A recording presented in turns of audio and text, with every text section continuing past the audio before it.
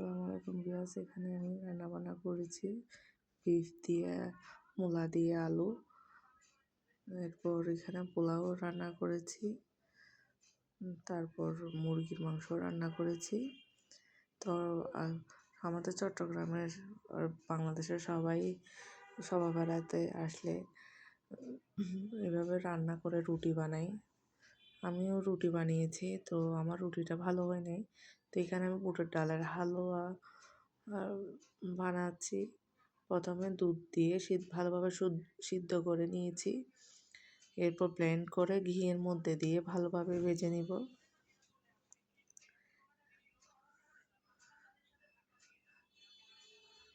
তো অনেক বেশি নাড়তে হয়। একদম নাড়তে নাড়তে যখন প্যানের গায়ে থেকে উঠে আসবে, তারপর ওটা হয়ে যাবে। তো আমি 2-3 বার করে ঘি দিব, অল্প অল্প করে দিব। আপনারা আপনাদের আন্দাজ মতো দিলে হবে। আমি আমার মতো করে বানাচ্ছি। এই আমার সুজির হালুয়া আছে, এই বুটের ডালের হালুয়াটা খেতে ভীষণ ভালো লাগে। ওটা অনেক বেশি নাড়তে হয়, না নাড়লে নিচের দিকে লেগে যায়। তারপর আমি একটু পাউডার মিল্কও দিয়ে দিব। এই পর্যায়ে পাউডার মিল্ক দিলে একটু টেস্টটা বাড়ে। তারপর ভালোভাবে এটা হয়ে গেলে আমি এখানে একটা প্লেটের মধ্যে নিয়ে নিচ্ছি। নিয়ে ঠান্ডা করে তারপর শক্ত হয়ে গেলে আমি এটা পিস পিস করে কেটে নিব। আমি একটু কিশমিশ দিয়ে দিচ্ছি।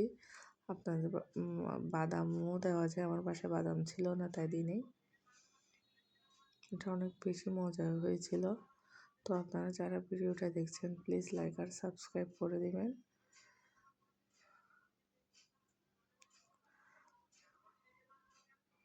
আল্লাহ হাফেজ, আসসালামু আলাইকুম।